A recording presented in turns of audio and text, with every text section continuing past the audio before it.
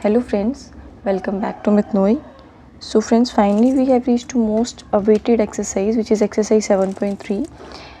ये एक्सरसाइज जो है वो एग्जामिनेशन पॉइंट ऑफ व्यू से बहुत इंपॉर्टेंट है क्योंकि इस एक्सरसाइज में से क्वेश्चन आने के चांसेस बहुत ज़्यादा रहते हैं कि आपके लिए एक्सरसाइज 7.3 के फर्स्ट 4 क्वेश्चंस लेके आई हूँ।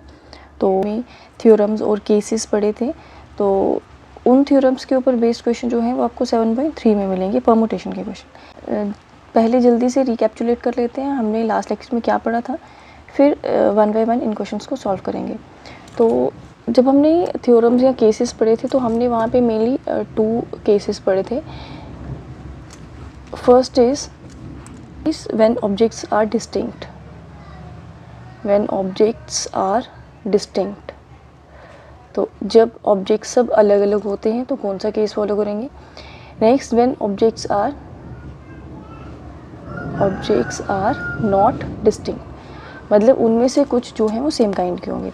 तो जब ऑब्जेक्ट्स हमारे पास अलग अलग होंगे, डिस्टिंक्ट होंगे, तो हमने वहाँ पे 2 केसेस इसके अंदर पढ़े थे, मतलब 2 वेज पढ़ी थी। एक तो जब रिपीटेशन हमारे पास अलाउड है, एक रिपीटेशन नॉट अलाउड वाला केस, राइट। तो जब रिपीटेशन हमारे पास अलाउड है तो उस केस में हम लिखते थे n⁻r, ठीक है। तो तब हमारे पास टोटल जो परमुटेशंस हैं वो कैसे आएंगी, n⁻r। लेकिन जब रिपीटेशन जो है वो अलाउड नहीं है तो उस केस में, और सारे ऑब्जेक्ट्स जो हैं वो अलग अलग हैं, डिस्टिंक्ट हैं, उस केस में हम लिखते थे npr, राइट। और npr को कैसे लिखते हैं, n⁻⁴ अपॉन n⁻r⁻। और सेकेंड केस व्हेन हमारे पास ऑब्जेक्ट्स जो हैं, when objects are not distinct, जब हमारे पास ऑब्जेक्ट्स जो है वो डिस्टिंक्ट नहीं है, उनमें से कुछ ऑब्जेक्ट्स जो हैं वो सेम हैं या सेम काइंड के हैं, तो हम क्या लिखेंगे। तब हमारे पास जो परमुटेशन को सॉल्व करने का वे था या फॉर्मूला था तो वो था n⁻⁴ अपॉन जितने उसमें से रिपीट करते होंगे, राइट। मतलब there are n total objects in which p are of same kind, ठीक है। हमारे पास टोटल n ऑब्जेक्ट्स हैं और उसमें से p जो हैं वो सेम तरह के हैं, इसीलिए हम डिनोमिनेटर में क्या लिख देंगे, p⁻⁴। तो टोटल मेरे पास 3 केसेस बनते हैं। एक, जब हमारे पास व्हेन ऑब्जेक्ट्स जो हैं आर डिस्टिंक्ट, जब हमारे पास ऑब्जेक्ट्स जो हैं वो अलग अलग हैं, तो उस केस के अंदर भी हमारे पास अगेन 2 केसेस आएंगे। वो क्या है, एक जब रिपीटेशन अलाउ होगी तो हम कैसे परमुटेशन सॉल्व करेंगे। Also when repetition is not allowed, तब हम कैसे सॉल्व करेंगे। सेकेंड में हम ऑब्जेक्ट्स जब हमारे पास डिस्टिंक्ट है तो कैसे सॉल्व करेंगे, ठीक है। तो टोटल मेरे पास क्या हो गई, 1 2 3 वेज हो गई, इन्हीं को हम यूज़ करके ये क्वेश्चन सॉल्व करेंगे। तो मेरे पास 3 फॉर्मूलाज क्या होंगे, n⁻r, npr और n⁻⁴ अपॉन p⁻⁴। तो ये टोटल मेरे पास 3 वेज हो गए। Now, question number 1 is how many 3-digit numbers can be formed by using the digit 1 to 9 if no digit is repeated? First question क्या है, मेरे पास 3 डिजिट के कितने नंबर बनेंगे, ठीक है। एक मुझे 3 डिजिट नंबर्स बनाने हैं, बाय यूजिंग डिजिट 1 to 9, और मुझे 1 से लेके 9 तक के डिजिट यूज़ करने हैं, और उसमें से भी ये कंडीशन है कि डिजिट्स को रिपीट नहीं करना है। If no digit is repeated, तो कैसे सॉल्व करेंगे इसको। हाउ मेनी 3 डिजिट नंबर्स, ठीक है। तो 3 डिजिट के नंबर बनाने, तो कैसे करते थे, हम 3 ब्लैंक्स बना लेते थे, राइट। मैं ये क्वेश्चन आपको दोनों वे से सॉल्व करके दिखाऊंगी, यहाँ पे परमुटेशन के फॉर्मूलाज यूज़ करके, और सेकेंडली प्रिंसिपल ऑफ मल्टीप्लिकेशन से, क्योंकि हमारे पास क्वेश्चन जो है हम दोनों वेज में सॉल्व कर सकते हैं, और आपको जो इजी लगता है या फिर आपको जिसमें लगता है कि आप जल्दी सॉल्व कर सकते हैं, तो आपको अपने हिसाब से वही वाला वे चूज़ करना है। ओके, तो मैंने 3 ब्लैंक्स बना लिए हैं। अब मुझे क्या करना है, 3 डिजिट के नंबर बनाने, ठीक है। 3 डिजिट के नंबर बनाने, तो 1 2 3, और मैं डिजिट यूज़ कर सकती हूँ 1 2 3 4 5 6 7 8 और 9। तो मेरे पास क्या फॉर्मूला है इन तीनों ब्लैंक्स। अब मेरे पास यहाँ पे कोई कंडीशन नहीं है कि इवन होना चाहिए, ऑड होना चाहिए, ठीक है। बस इतना है कि 3 डिजिट होना चाहिए। तो मेरे पास टोटल यहाँ पे डिजिट्स कितने हैं, मतलब n की वैल्यू कितनी है, 1 2 3 4 5 6 7 8 9। तो देयर आर टोटल हमारे पास देयर आर टोटल 9 ऑब्जेक्ट्स हैं, ठीक है। तो आई हैव टू चूज़ और I have to arrange 3 of them. अच्छा, इसको मैं पहले यहाँ पे मैं प्रिंसिपल ऑफ मल्टीप्लिकेशन से सॉल्व करती हूँ इसको। तो कैसे लिखेंगे, ये फर्स्ट जो प्लेस है, अब इसमें कोई इवन ऑड वाली कंडीशन नहीं है, तो फर्स्ट प्लेस को फिल करने के लिए मेरे पास 9 वेज हैं, राइट। तो मैं फर्स्ट जो प्लेस है, वंस प्लेस है, मैं इसको 9 वेज में फिल कर सकती हूँ। एंड सेकेंड जो प्लेस है एंड जो मेरे पास सेकंड प्लेस है, अब क्योंकि यहाँ पे डिजिट्स को रिपीट नहीं कर सकते हैं, राइट, डिजिट्स रिपीट नहीं होंगे, तो उन 9 में से मैंने एक यहाँ पे ऑलरेडी यूज़ कर लिया था। अब मेरे पास कितनी वेज बची हैं? 8 वेज बची हैं। सिमिलरली अब जब मैंने इन 9 में से 9 डिजिट्स में से 2 ऑलरेडी यूज़ कर लिए हैं, तो मेरे पास फर्स्ट ये जो 100 प्लेस है इसको फिल करने के लिए मेरे पास कितनी वेज बचती हैं? 7। तो टोटल मेरे पास कितनी वेज हो जाएंगी, मतलब कितने अरेंजमेंट्स हो जाएंगी मेरे पास, या टोटल कितनी परमुटेशंस हो जाएंगी? 504। तो मैं ये क्वेश्चन ये प्रिंसिपल ऑफ मल्टीप्लिकेशन से ऐसे सॉल्व करती थी। अब इसी क्वेश्चन को मैं परमुटेशन के फॉर्मूलाज लगा के कैसे सॉल्व करूँगी? तो हेयर मैं ऐसे लिख सकती हूँ क्या, here n equals to 9। n क्या होते हैं? टोटल ऑब्जेक्ट्स, ठीक है। टोटल ऑब्जेक्ट्स कितने हैं मेरे पास? 9 है। एंड मेरे को उसमें से कितने लेने हैं? मुझे उसमें से 3 लेने हैं। 3 क्यों लेने हैं? क्योंकि मुझे 3 डिजिट का नंबर बनाना है। तो टोटल 9 में से जब मैं 3 जो है वो चूज़ करती हूँ, या 3 उनमें से मैं अरेंज करती हूँ, तो मेरे पास एक बार यहाँ पे आके देखते हैं, ये कौन सा केस है? When no digit is repeated, है ना, जब डिजिट रिपीट नहीं करेंगे। तो ये है, यहाँ पे सारे ऑब्जेक्ट्स जो हैं वो डिस्टिंक्ट हैं, सब अलग अलग तरह के हैं, कोई भी रिपीट नहीं हो रहा, ठीक है, सब अलग अलग तरह के डिजिट्स हैं। तो मतलब ये फर्स्ट केस के अंदर जाना पड़ेगा, व्हेन ऑब्जेक्ट्स आर डिस्टिंक्ट, है ना, सब डिस्टिंक्ट हैं, सब अलग अलग हैं, और उसके अंदर भी कंडीशन क्या है कि डिजिट्स रिपीट जो है नहीं करेंगे। तो उस केस में हमारे पास क्या फॉर्मूला था? तो हेयर आर की वैल्यू अगर मैं लिखूँ तो 3 है, मतलब मुझे उसमें से कोई 3 अरेंज करने हैं। तो therefore total number of permutations total permutations बोल लो, या टोटल अरेंजमेंट्स बोल दो, या 3 डिजिट नंबर्स कितने बनेंगे? Is equals to n p r, मतलब there are total n objects, and मैं कितने अरेंज करूँगी? 3 उसमें से कोई अरेंज करने हैं। तो कैसे लिखेंगे? 9p3, right. तो सॉल्व करेंगे तो 9 factorial upon 9 minus 3 factorial. 9 factorial, अच्छा डिनोमिनेटर में क्या बनेगा? 6 फैक्टोरियल। तो ऊपर न्यूमिनेटर को अगर सॉल्व करेंगे तो क्या इसको 6 फैक्टोरियल बना सकते हैं? 9 इंटू 8 इंटू 7 इंटू 6 फैक्टोरियल, ये दोनों कैंसिल हो जाएंगे। तो 9 इंटू 8 इंटू 7 अभी किया हमने 504। तो देयर आर टोटल 504, या there are total 504 3 digit numbers that can be formed by using 1 to digits 1 to 9 when there is no repetition. Okay, तो ये मेरे पास क्वेश्चन है, ये मैंने किया इसको प्रिंसिपल ऑफ मल्टीप्लिकेशन से, और ये मैंने परमुटेशन के फॉर्मूला के साथ सॉल्व किया है। अब आपके ऊपर है कि आपको कौन सा वे ज़्यादा इजी लगता है, क्योंकि आपको कॉम्पिटिटिव, मेरे हिसाब से आपको कॉम्पिटिटिव के लिए प्रिंसिपल ऑफ मल्टीप्लिकेशन चूज़ करना चाहिए, क्योंकि इसमें हार्डली 2 या 3 सेकेंड्स लगते हैं क्वेश्चन सॉल्व करने में। यहाँ पे भी 2 या 3 सेकेंड्स ही लगेंगे, ज़्यादा टाइम नहीं लगेगा, लेकिन क्लास 11th के बच्चों को पूरा डिटेल में जाना होता है, और साथ में उनको कॉन्सेप्ट अभी सीखने हैं कैसे वर्क करती हैं ट्रिक्स। तो मेरे हिसाब से उनको ये वाला वे चूज़ करना चाहिए। बाकी जो कॉम्पिटिटिव एग्ज़ाम के लिए कर रहे हैं उनको स्पीड और एक्यूरेसी दोनों मेंटेन करने हैं, तो वो इस वे के साथ जा सकते हैं, आंसर दोनों के साथ सेम आएगा। Okay, now second question is how many 4 digit numbers are there with no digit repeated. देखते हैं इसको कैसे करेंगे। हमारे पास 4 डिजिट के कितने टोटल नंबर्स होते हैं, उसमें डिजिट्स जो है रिपीट नहीं करने चाहिए। मतलब अगर मैं स्मॉलर 4 डिजिट नंबर देखूँ, स्मॉलेस्ट 4 डिजिट नंबर, तो क्या होगा? 1000, है ना, क्योंकि इसके पहले नंबर जो होगा वो 999 होगा, वो 3 डिजिट का नंबर होगा। 4 डिजिट के नंबर हमारे पास स्टार्ट होते हैं 1000 से, राइट, और कहाँ तक जाएंगे? 9999 तक। ये हमारे पास स्मॉलेस्ट 4 डिजिट नंबर है, और ये हमारे पास ग्रेटेस्ट 4 डिजिट नंबर, ठीक है। और इनके बीच जो आने वाले सारे नंबर्स हैं वो सारे क्या होंगे? 4 डिजिट होंगे। तो मुझे ये बताना है कि मेरे पास टोटल 4 डिजिट नंबर कितने होते हैं। लेकिन इसमें भी थोड़ा सा इन्होंने ये ट्रिक कर दिया है क्वेश्चन, या फिर लिमिट कर दिया है। लिमिट कैसे किया है इस क्वेश्चन को? यहाँ पे लिखा हुआ है कि मेरे पास जो है वो रिपीटेशन नहीं होनी चाहिए। मतलब जैसे ये मैंने स्मॉलेस्ट नंबर लिखा, तो इसमें 3 0 रिपीट हो रहे हैं ना, 0 रिपीट हो रहा है, 1 2 3। तो यहाँ पे अगर देखो मैं ग्रेटेस्ट को, तो यहाँ पे 9 जो है वो 4 बार आ रहा है, वो रिपीट हो रहा है। तो ऐसे नंबर्स मुझे नहीं लेने, इनको छोड़ के बाकी के 4 डिजिट नंबर कितने हो गए। तो ऐसे मेरे पास बीच में कभी ऐसा भी आएगा 5 4 5 9, है ना, उसमें 5 रिपीट हो रहा है। तो वो वैसे सारे नंबर्स जिसमें कहीं पे भी रिपीटेशन हो रही है, वैसे नंबर्स हमें नहीं लेने हैं। उनको छोड़ के मेरे पास टोटल कितने 4 डिजिट नंबर्स बनेंगे, मुझे वो सॉल्व करना है। तो अभी जब मैं इसको सॉल्व कर रही हूँ तो मैं यहाँ पे 4 ब्लैंक्स बना लूँ, ठीक है, यही करते आ रहे हैं।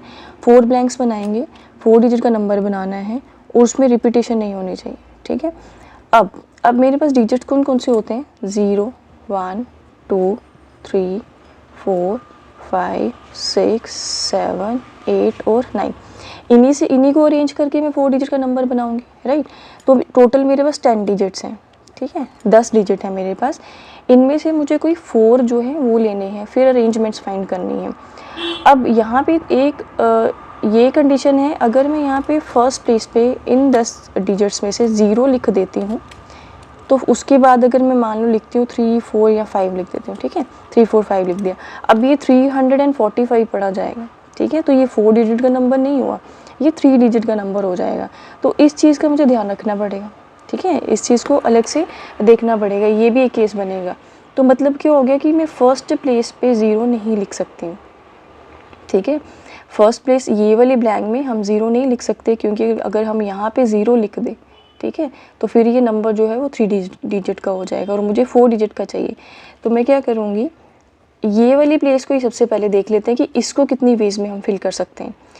ये वाली प्लेस में हम इस 10 डिजिट्स में से 0 को छोड़ के बाकी कोई भी नंबर लिख सकते हैं। तो मेरे पास टोटल 9 वेज हो जाती हैं इस वाली ब्लैंक को फिल करने के लिए।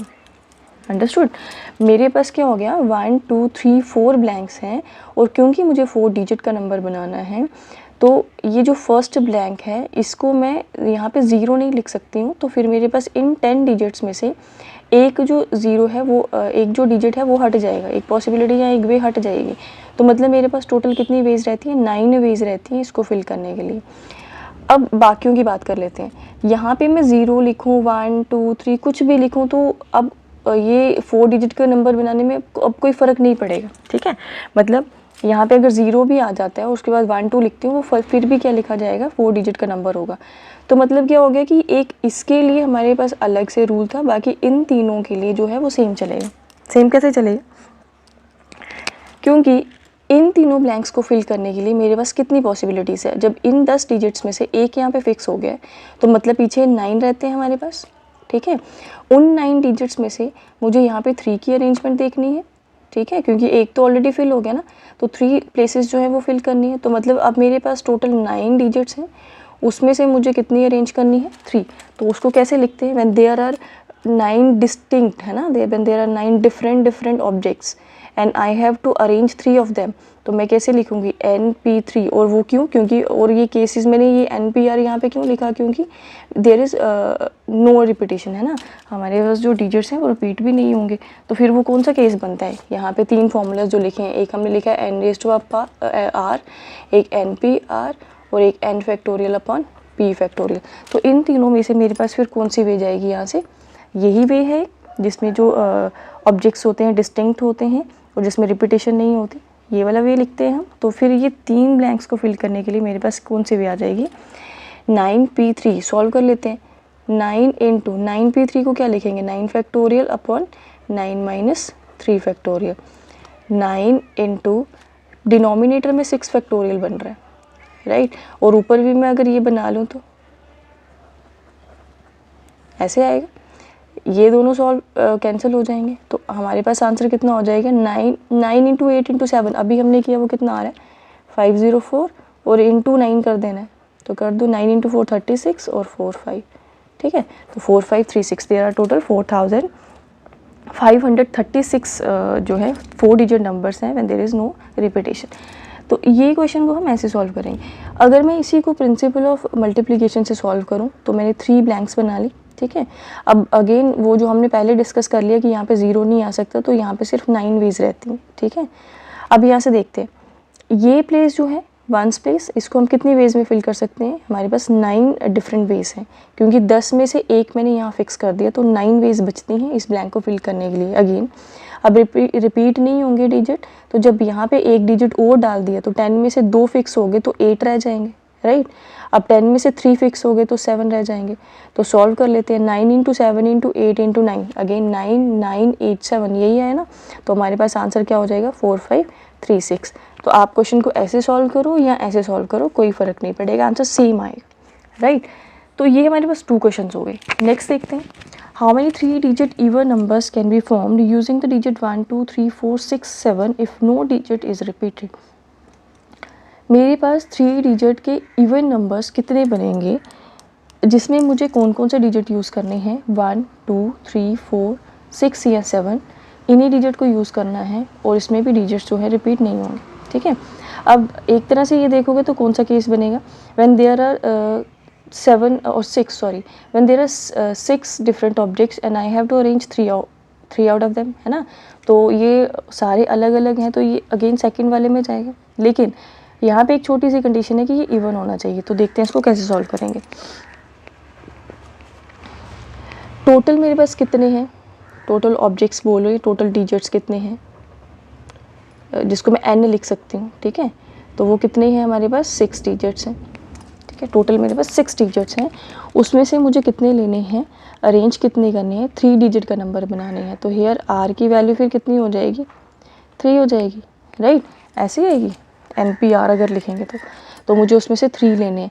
लेकिन यहाँ पे पहले एक बार इसको देख लेते हैं, इसमें कंडीशंस क्या हैं। How many 3 digit even numbers, even number बनाना है तो अब इवन है या ऑड कौन डिसाइड करता है? हमेशा वंस प्लेस का डिजिट। वंस प्लेस पे फिर इन 6 डिजिट्स में से कौन कौन आ सकता है? 2, 4 या 6, है ना। ये तीनों डिजिट यहाँ पे आ सकते हैं क्योंकि 2 आएगा तो ये इवन बनेगा, 4 होगा तब ये इवन होगा, या फिर 6 होगा तब ये इवन बनेगा, अदरवाइज ये ऑड बन जाएगा। तो फिर ये फर्स्ट प्लेस जो है वो कितनी वेज में फिल कर सकते हैं हम?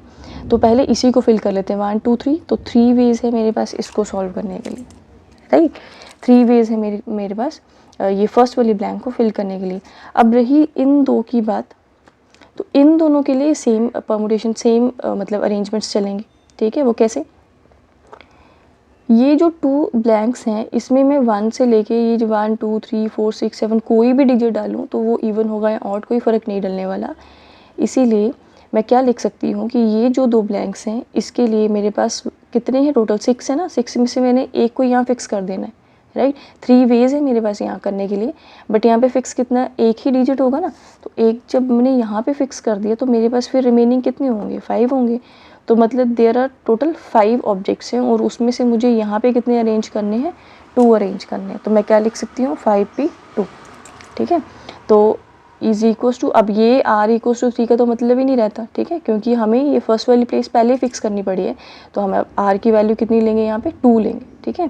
तो कैसे सॉल्व करेंगे? 5 factorial upon 5 minus 2 factorial into 3। तो सॉल्व कर लो। डिनोमिनेटर में 3 फैक्टोरियल बनने वाला है और ऊपर भी क्या बना लेंगे? 3 फैक्टोरियल और इनटू ये 3, ये कैंसिल हो जाएगा। तो 5 into 4 is 20, 20 into 3 is 60। That can be formed by using digits 1, 2, 3, 4, 6 and 7। Okay, इसको हम एक बार वैसे भी सॉल्व करके देखते हैं। 3 ब्लैंक्स बना ली, राइट। फर्स्ट प्लेस, ये वाली फर्स्ट प्लेस कितनी वेज में फिल कर सकते हैं? ओनली 3 वेज, क्योंकि इवन बनाना है और इसमें से इन 6 में से सिर्फ 3 ऐसे हैं जो इवन हैं। तो मैंने क्या लिख दिया यहाँ पे? 3 इंटू ये वाले ब्लैंक को फिल करने के लिए मेरे पास जब इसमें से एक डिजिट यहाँ पे फिक्स हो गया तो 6 में से एक फिक्स हो गया, तो यहाँ पे कितनी वेज रहती है? 5 वेज। इनटू यहाँ पे आ जाते हैं, यहाँ पे जब इन 6 में से 2 फिक्स कर दिए तो यहाँ पे कितना हो जाएगा? 4। तो सॉल्व कर लेते हैं। 5 इंटू 4 इज़ 20, 20 इंटू 3 इज़ 60। तो आंसर अगेन सेम हो। ऐसे हम चेक भी कर सकते हैं क्वेश्चन, अगर हम ऐसे कर रहे हैं तो अगर हमें डाउट हो रहा है कि हमने सही किया है या गलत, तो वैसे करके हम चेक भी कर सकते हैं इस क्वेश्चन को। Okay, question number 4 is find the number of 4 digit numbers that can be formed using the digits 1, 2, 3, 4, 5 if no digit is repeated, how many of these will be even. मेरे पास क्या करना है, मुझे क्या करने के लिए 4 डिजिट के कितने नंबर्स हम बना सकते हैं इन डिजिट्स को यूज़ करके जब हमारे पास रिपीटेशन जो है वो अलाउड नहीं है। ये तो एक पार्ट हो गया इस क्वेश्चन का। और सेकेंडली यहाँ पे पूछा हुआ उनमें से कितने इवन होंगे, ठीक है। मतलब एक तो हमें अरेंजमेंट्स देखनी है जब वो खाली 4 डिजिट के नंबर होंगे, ठीक है, उसमें इवन है या ऑड है, कोई कंडीशन नहीं है, पहले वो फाइंड आउट करना है। उसके बाद वो जो टोटल कितने नंबर्स बने, जैसे हमने यहाँ पे 4 डिजिट के कितने टोटल नंबर होते हैं जब रिपीटेशन अलाउड नहीं होती, ठीक है। पर यहाँ पे डिजिट्स जो हैं वो अलग थे, यहाँ पे अलग है, बस इतना सा फ़र्क है, बाकी ये वैसे ही सॉल्व करेंगे। और उसके बाद जब वो हम टोटल नंबर फाइंड आउट कर लेंगे तो उसमें से हमने बताना है कि उसमें से इवन कितने हैं। तो कैसे करेंगे? 4 डिजिट के नंबर फाइंड आउट करने हैं, तो 1, 2, 3 4, ठीक है। अब टोटल मुझे क्या देखना है यहाँ पे, कितने डिस्टिंक्ट ऑब्जेक्ट्स हैं, 1 2 3 4 5, देयर आर 5 डिस्टिंक्ट ऑब्जेक्ट्स, ठीक है। और उनमें से मुझे कितने अरेंज करने हैं, 4 अरेंज करने हैं। 4 क्यों अरेंज करने हैं, क्योंकि 4 डिजिट का नंबर बनाना है। तो क्या अब यहाँ पे कोई कंडीशन नहीं है, ठीक है। इस केस में कोई इवन ऑड, पहले पार्ट के लिए यहाँ तक के लिए कोई भी कंडीशन नहीं है, इवन होना चाहिए, ऑड होना चाहिए, ज़ीरो भी नहीं है कि ज़ीरो फ़र्क डालेगा, ठीक है, ज़ीरो से कोई डिफरेंस होगा, तो वैसा कुछ नहीं है। तो हमने सिंपली क्या कर देना है, when there are distinct objects and repetition is not allowed, तो यहाँ पे आ जाओ NPR सीधा। तो मैं इन चारों के लिए सिर्फ एक ही वे चलेगी, वो क्या है, NPR। तो हेयर n की वैल्यू कितनी है, here n equals to 5, but r हमने कितने लेने, 4 लेने। तो देयरफॉर नंबर ऑफ परमुटेशंस या फिर नंबर ऑफ अरेंजमेंट्स या फिर number of 4 digit numbers, number of 4 digit numbers कितने बनेंगे, NPR। तो सॉल्व कर लेते, n factorial upon n minus r factorial. n factorial मतलब 5 फैक्टोरियल अपॉन 5 माइनस 4 फैक्टोरियल, कितना आंसर आ जाएगा, 5 फैक्टोरियल, डिनोमिनेटर में 1 फैक्टोरियल बनेगा और 1 factorial is equal to 1 into 4 into 3 into 2 into 1, और सॉल्व करने पे कितना आ जाएगा, 5 इंटू 4 20, 20 इंटू 6 इज 120, ठीक है। तो there are total 124 digit numbers जो कि इंटीजर्स के साथ बना सकते हैं। अब इसका भी सेकंड पार्ट रहता है, और सेकंड पार्ट में क्या पूछा हुआ है, how many of these will be even, इनमें से इवन कितने होंगे। तो अब थोड़ा सा सोचने की ज़रूरत है। अब क्या सोचना पड़ेगा कि फर्स्ट प्लेस वाला डिजिट डिसाइड करता है, इसलिए फर्स्ट वाली ब्लैंक को सोच समझ के फिल करेंगे, उसके बाद बाकी को जाने दो। फर्स्ट क्या है, फर्स्ट में 1 2 सिर्फ 2 वेज हैं, मतलब ये सिर्फ 2 नंबर्स हैं जो डिसाइड करेंगे कि ये इवन है या नहीं। तो मतलब मेरे पास टोटल 2 वेज हैं इस वाली ब्लैंक को फिल करने के लिए। और बाकी 3 की अगर बात करें तो इसमें कुछ भी नंबर डालें तो फ़र्क नहीं आएगा, हाँ डिजिट्स रिपीट नहीं होने चाहिए। तो मैं क्या लिखूँगी, मेरे पास टोटल 5 डिजिट्स हैं, उसमें से एक मैंने फिक्स कर लिया हो, तो मतलब मेरे पास टोटल रिमेनिंग कितने होंगे, 4 होंगे ना। तो उन 4 में से मुझे यहाँ पे कितने अरेंज करने हैं, 3 अरेंज करने हैं। तो मैं क्या लिखूँगी, 4p3 इंटू 2, राइट। तो कर लेते हैं सॉल्व। 4, अगर यहाँ पे ध्यान से देखना 4p3 क्यों लिखा है, क्योंकि टोटल कितने करने हैं, हमें 4 करने हैं ना, यहाँ पे 4 ब्लैंक्स हैं, एक मैंने फिक्स कर दी हुआ है, ठीक है, यहाँ पे फिक्स कर दिया हुआ है क्योंकि यहाँ पे 2 या 4 ही आ सकता है। तो वो कंडीशन मैंने पहले ही लगा के इसको पहले सॉल्व कर लिया। अब बाकी की 3 की बात है, तो 3 में इन 5 में से कोई भी आ सकता है, राइट। लेकिन उन 5 में से एक तो यहाँ पे फिक्स हो गया हुआ, तो मतलब रिमेनिंग मेरे पास 4 हैं, ठीक है। मतलब यहाँ पे मैंने 4 लिख दिया हुआ है मान लो, तो उसके बाद मेरे पास तो 4 डिजिट बचते हैं ना। उन 4 में से मैंने यहाँ पे कितने अरेंज करने हैं, 3 ब्लैंक्स है तो 3 अरेंज करने हैं, तो 4p3 इसलिए लिख रहे हैं। और ये वाला ये NPR वाला क्यों यूज़ किया, क्योंकि ये सारे डिस्टिंक्ट हैं और यहाँ पे रिपीटेशन अलाउड नहीं है। तो क्या लिखेंगे, 4 factorial upon 4 minus 3 factorial into 2। तो सॉल्व कर लो, डिनोमिनेटर में 1 फैक्टोरियल बनेगा तो वो 1 ही होगा, 4 इंटू 3 इंटू 2 इंटू 2। सॉल्व कर लो तो कितना आ जाएगा, 4 3 is 12, 12 इंटू 2 24 इंटू 2 48। तो there are total 48 even numbers. मेरे पास टोटल जो 4 डिजिट के नंबर वो बनेंगे वो होंगे 120, लेकिन उनमें से इवन कितने होंगे, 48 होंगे। तो ये हमारे पास एक्सरसाइज 7.3 के फर्स्ट 4 क्वेश्चंस हैं। नेक्स्ट जो क्वेश्चंस हैं वो नेक्स्ट लेक्चर में करेंगे, लेकिन ये क्वेश्चंस आपके पास बहुत इंपॉर्टेंट हैं। ऐसे क्वेश्चन जो हैं आपके पास एग्जाम में ज़रूर मिलेंगे आपको। हमारे पास 2 वेज हैं, एक तो प्रिंसिपल ऑफ मल्टीप्लिकेशन और सेकंड हमारे पास परमुटेशन के फॉर्मूला के साथ कैसे सॉल्व करते हैं। क्लास 11 के बच्चे ये वे से चलेंगे, और जो कॉम्पिटिटिव के लिए तैयारी कर रहे हैं बच्चे, क्योंकि उनको स्पीड और एक्यूरेसी दोनों मेंटेन करनी है, तो वो एक्यूरेसी तो खैर इसमें भी है, बट आपको स्पीड के साथ भी जाना है, स्पीड भी आपको मेंटेन करनी है, तो आप ये वाला वे भी यूज़ कर सकते हो। तो नेक्स्ट लेक्चर में नेक्स्ट 3 क्वेश्चंस करेंगे, तब तक के लिए बाय।